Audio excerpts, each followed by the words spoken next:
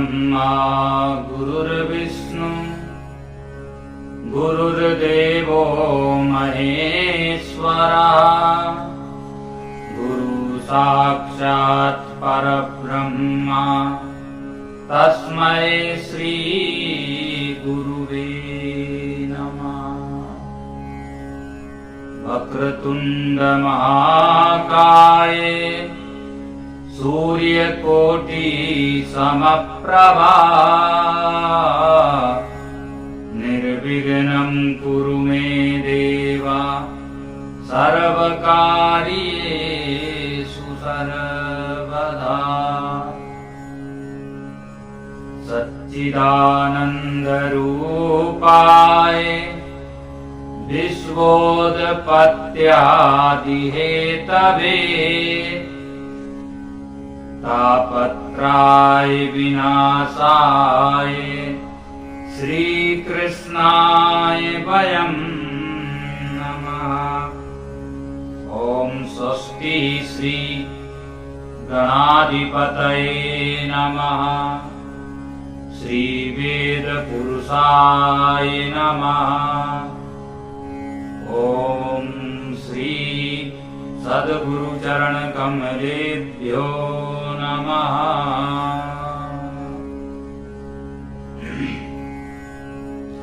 प्रिय बंधुओं, विगत दिनों से आप सब गीता स्वाध्याय में, गीता पाठन में शामिल है। आप श्रवण कर रहे हैं, सुन रहे हैं।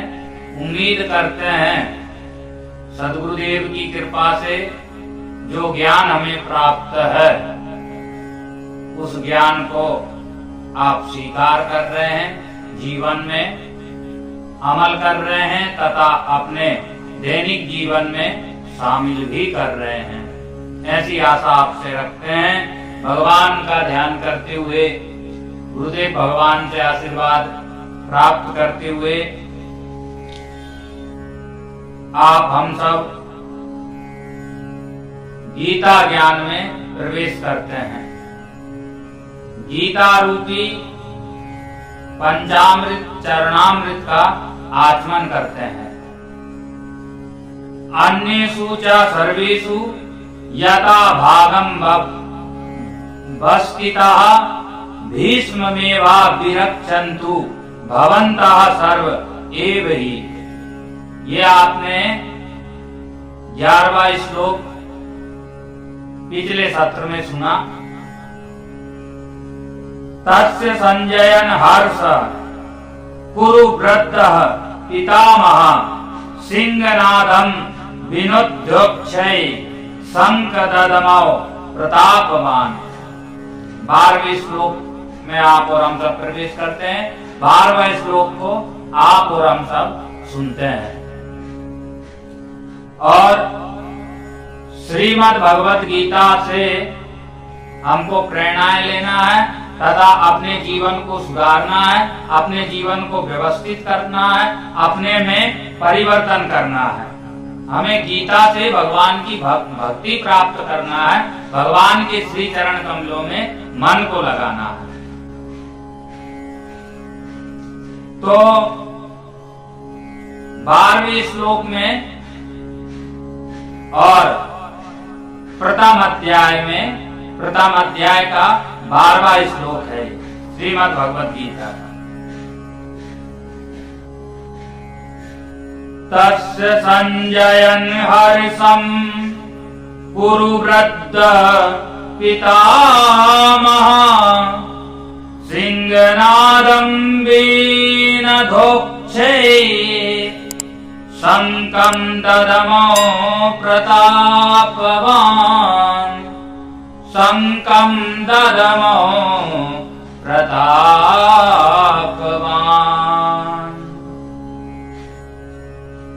पूर्वों में वृद्ध बड़े प्रतापी पितामह भीष्म ने उस दुर्योधन के हृदय में हर्ष उत्पन्न करते हुए उच्च स्वर से सिंहनाद की ढाल के समान गर्ज कर शंख बजाया।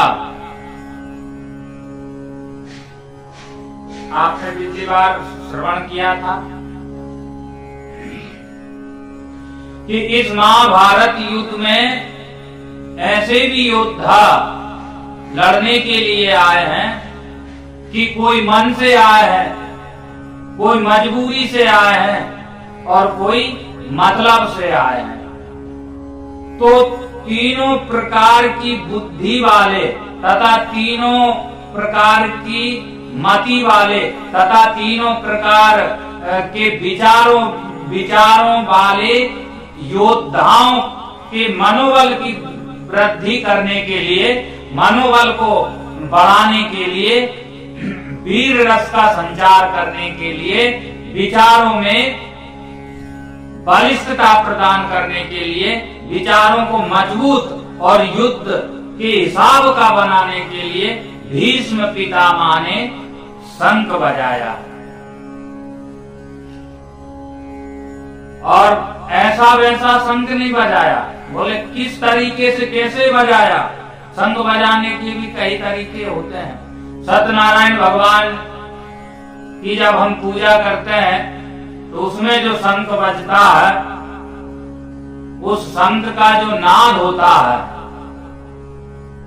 वो नाद हमारे मन को बरबस जबरन जबरदस्ती से भगवान के श्री चरण कमलों की ओर मोड़ने के लिए, श्री भगवान के चरण कमलों में मन को लगाने के लिए, झुकाने के लिए बरबस प्रयत्न करता है, वैसी भूमिका बनाता है, वैसी मनस्थिति तैयार कर देता है। इसलिए सत्यनारायण भगवान की कथा में 7 अध्याय है, 7 बार शंख बजाया जाता है कि ताकि आपका मन इधर उधर कहीं भटक रहा हो तो फिर आपका मन श्री हरि के श्री चरण कमलों में, ठाकुर जी के चरण कमलों में वापिस लौट के आ जाए। वो भक्ति उत्पन्न करने के लिए, भक्ति और कारुण्य रस को उत्पन्न करने के लिए उस शंख का नाद किया जाता है सत्यनारायण भगवान की पूजा में। और युद्ध में वीर रस की वृद्धि हो, युद्ध में बल की वृद्धि हो, युद्ध में, लड़ाई में, मुकाबला करने में आत्मबल, मनोबल की वृद्धि हो। इसलिए सिंहनाद के समान, जैसे सिंह दहाड़ता है तो अन्य जीव जंतु, जंगल के अन्य जीव जंतु सचेत हो जाते हैं, डर से कांपने लगते हैं, भयभीत हो जाते हैं, परेशान हो जाते हैं, नर्वस हो जाते हैं, हताश निराश हो जाते हैं, घबरा जाते हैं, बेचैन हो जाते हैं, परेशान हो जाते हैं जब सिंह दहाड़ता है जंगल में। तो प्रिय बंधुओं, भीष्म पितामह ने भी ऐसा ही शंख का नाद किया, इसी ढंग से शंख बजाया और इसी भावना से शंख बजाया, इसी भावना से, इसी कामना से शंख बजाया, शंखनाद किया, ताकि विपक्ष डर जाए, विपक्ष के योद्धा भयभीत हो जाए, कमजोर हो जाए, शिथिल हो जाए, उत्साह कम हो जाए, घबरा जाए, परेशान हो जाए, खलबली मच जाए सेना में। इसलिए वीर रस से भरा हुआ शंख भीष्म पितामह ने बनाया, बजाया।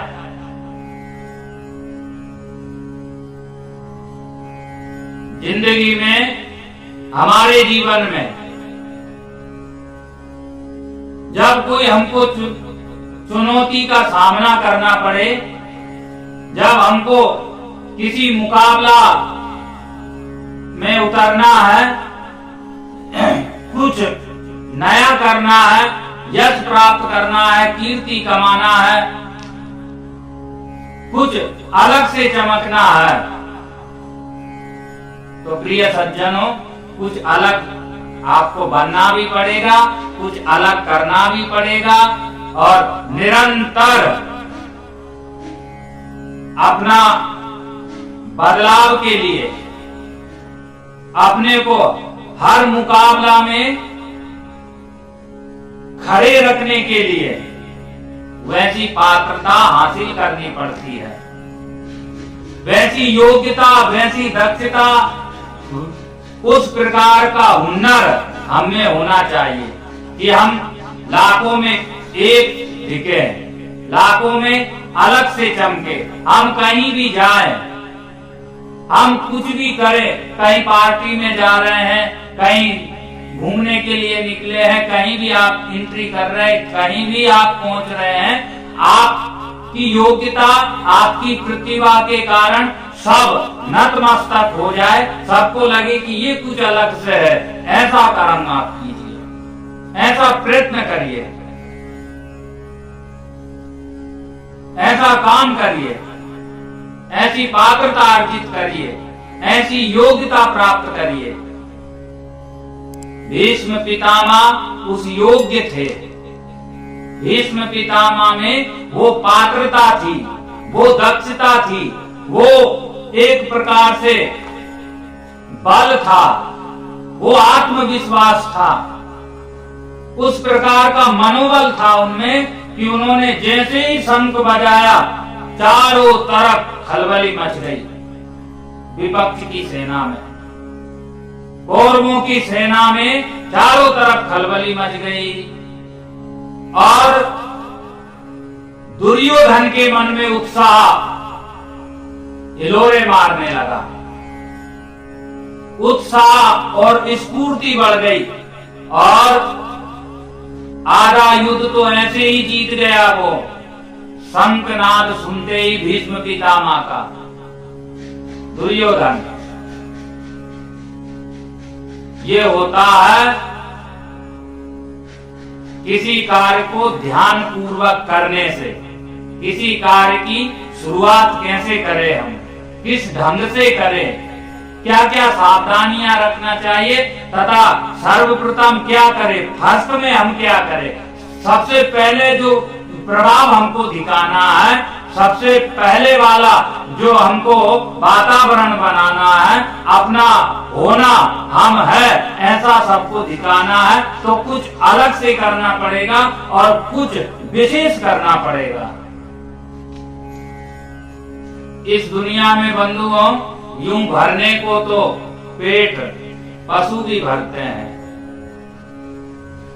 पशु भी जी रहे हैं, पशु भी खा रहे हैं, पशु भी सो रहे हैं, पशु भी अपना जीवन यापन कर रहे हैं। मनुष्य को कुछ अलग करना चाहिए, अलग। ईश्वर अंत जीव अविनाशी, चेतन अमल सहज सुख राशि।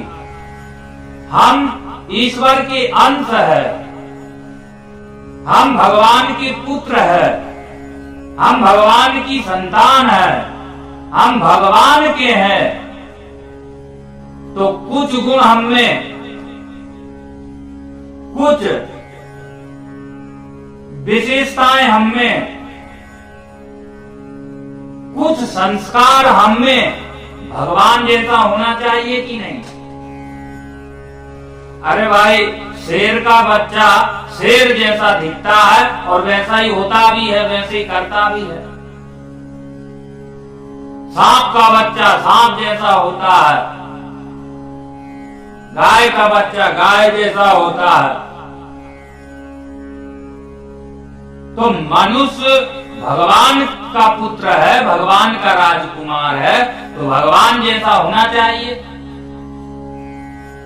कुछ लापरवाहियों के कारण, कुछ दोषों के कारण, कुछ अवगुणों के कारण, कुछ खोटे कर्मों के कारण हम भगवान से दूर होते जाते हैं, भगवान से जो है पराये होते जाते हैं। भगवान को भूलते जाते हैं, भगवान को छोड़ते जाते हैं, उस परम पिता परमात्मा को भूल जाते हैं जो हमारा जन्म जन्म का साथी है, और कोई साथी नहीं है।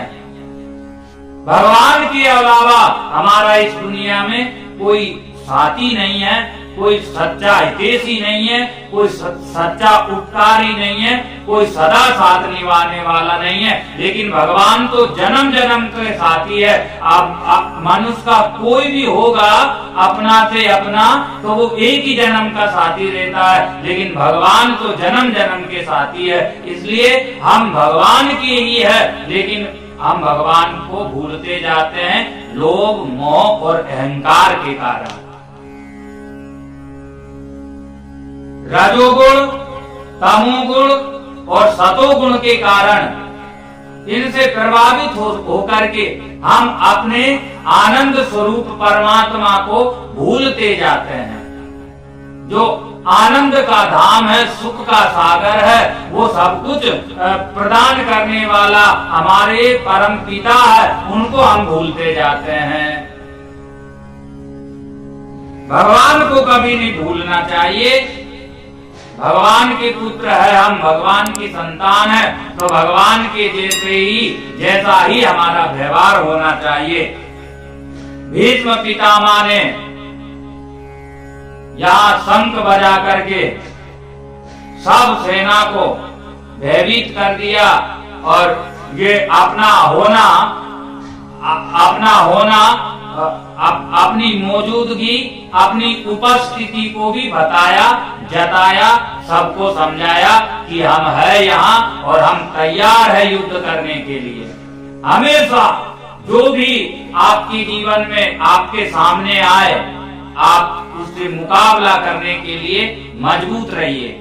आप उससे दो दो हाथ करने के लिए तैयार रहिए, क्योंकि कमजोर लोगों को,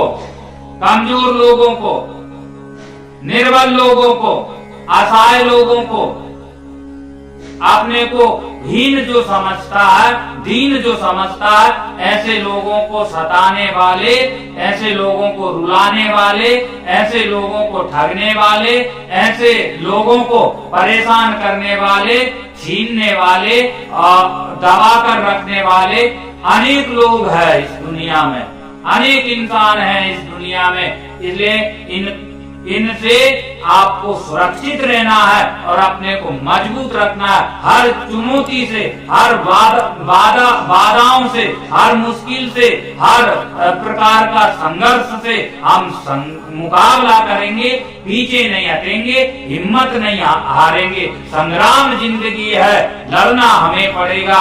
जो लड़ नहीं सकेगा वो आगे नहीं बढ़ेगा।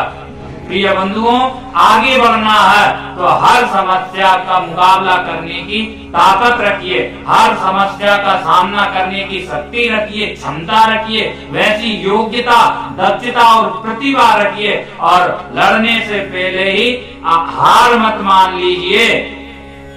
अपने को मजबूत बनाइए, कायर नहीं बनना है, कमजोर नहीं रहना है, पीछे नहीं रहना है, निरंतर आगे बढ़ना है, निरंतर सावधान रहना है, निरंतर होशियार रहना है और अपने आप को मजबूत बनाना है।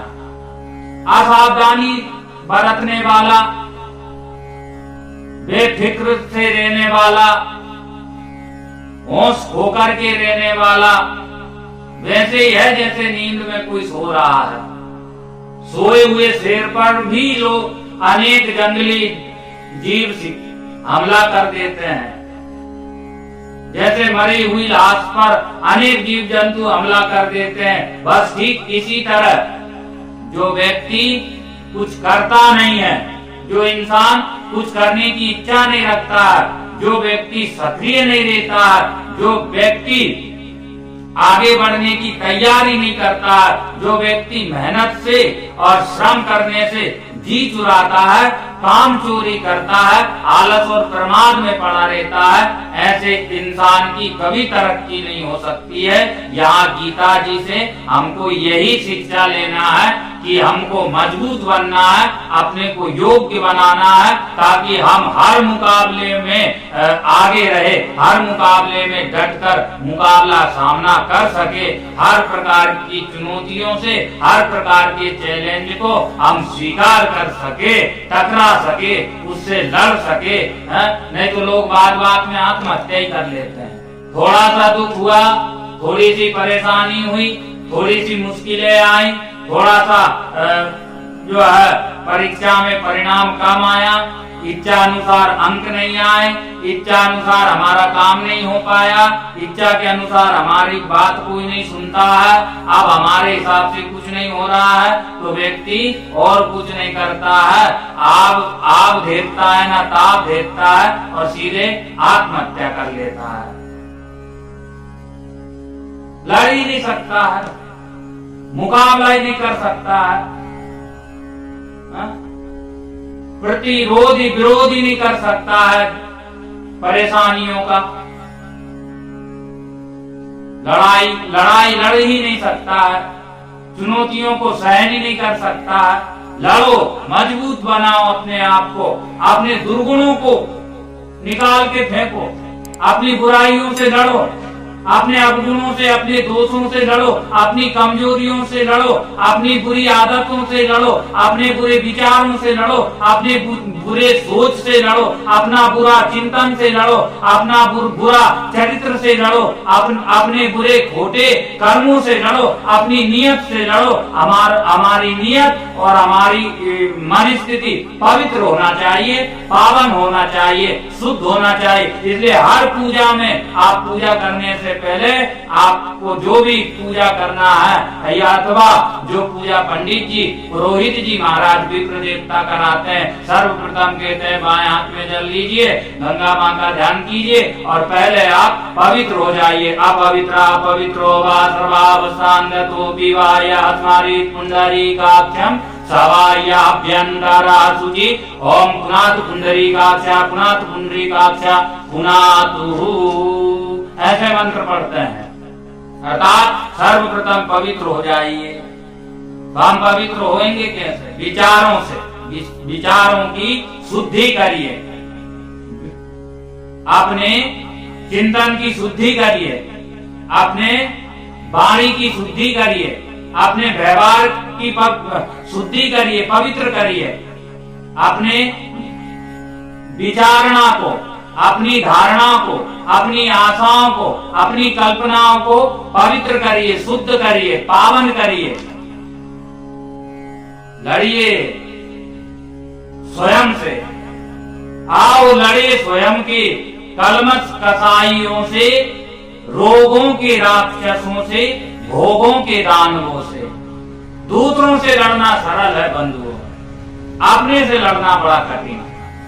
स्वयं से लड़ना चाहिए, स्वयं की कमजोरियों से लड़ना चाहिए, स्वयं की लापरवाही से लड़ना चाहिए, स्वयं की दुर्गुणों से लड़ना चाहिए, स्वयं की बुरी आदतों से लड़ना चाहिए। आदत बुरी सुधारना चाहिए हमको, आदत बुरी सुधारो।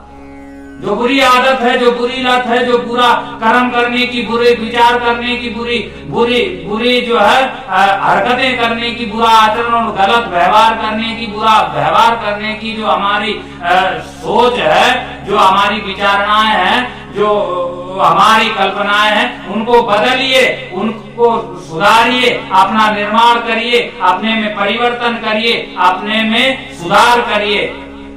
हम सुधरे तभी ना दूसरा सुधरेगा, हम स्वयं सुधरे तभी दूसरा सुधरेगा, दूसरा सुधरेगा, तीसरा सुधरेगा, धीरे धीरे ऐसे श्रृंखला के अनुसार सब सुधर जाएंगे, सब में परिवर्तन आ जाएगा, सब बदल जाएंगे। गीता जी का ये 12वां श्लोक आपने श्रवण किया है, जहाँ भीष्म पितामह जो कौरवों में वृद्ध थे और बड़े प्रतापी थे, भीष्म पितामह इच्छा मृत्यु धारी, उन्होंने सिंहनाद के समान शंख बजाया, अर्थात अपनी उपस्थिति दर्ज कराई तथा नर्वस कौरवों को थोड़ा सा घबराए हुए डरे हुए कौरवों को बल प्रदान करने के लिए, शौर्य प्रदान करने के लिए, वीरता जो है जागृत की, हौसला बुलंद किया, सबको हिम्मतें दिलाई। बड़ों का काम यही है, अपने परिवार के सदस्यों को हिम्मत दिलाएं, उनकी पीठ पर हाथ धरे, शाबाशी दे, उनको कुछ करने की प्रेरणाएं दे। बड़ों का यही काम है, वृद्धों का यही काम है। माताओं, बहनों, प्रिय बंधुओं, आप भी अगर घर के बुजुर्ग हैं और गीता जी को आप सुन रहे हैं, तो मेरा निवेदन है आपसे, अपने से जो छोटे हैं उनको प्यार कीजिए, प्रेम दीजिए, स्नेह दीजिए, नफरत नहीं, घृणा नहीं, क्रोध नहीं। क्रोध मत दीजिए, क्रोध से मत चिल्लाए, देना यानी चिल्लाना। क्रोध करके बात मत करिए, कर्कश वाणी मत बोलिए, रूखी सूखी उदासीन जिंदगी मत जीकर दिखाइए। मजबूत जीना सिखाइए अपने परिवार को, मजबूती के साथ, और अपने बाल बच्चों को आप हिम्मत दीजिए, दिशा दीजिए, मजबूती दीजिए, कुछ कर सके, कुछ निर्माण कर सके, कुछ सृजन कर सके, ऐसे संस्कार दीजिए, भौतिक जगत में सफलता पा सके, शिखर स्तर पर पहुंच सके, ऐसा माहौल, ऐसा वातावरण, ऐसे विचार दीजिए। आपसे बुरा और खोटा करना कोई ना सीखे, ये कोशिश कीजिए, क्योंकि माता पिता ही होंगे अज्ञानी, माता पिता में ही होगा अज्ञान, तो बेटा बेटी कैसे बने महान। इसलिए बच्चों को बदलने से पहले, बच्चों को सुधारने से पहले, अपनी संतान में परिवर्तन देने से पहले, उनका निर्माण करने से पहले आप स्वयं का निर्माण कीजिए, आप स्वयं में परिवर्तन कीजिए, आप स्वयं में बदलाव कीजिए, आप स्वयं में सुधार कीजिए, तो आपके बाल गोपाल, आपकी संतानें, बेटा बहू सब अपने सुधर जाएंगे। ये सावधानी रखना है।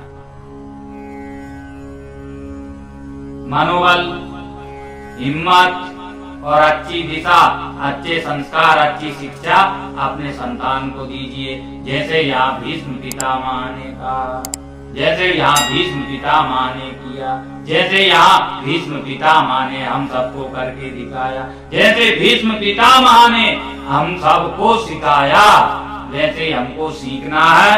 इस 12वें श्लोक से अब आगे चर्चा करेंगे। आप सभी को सादर जय श्री राम।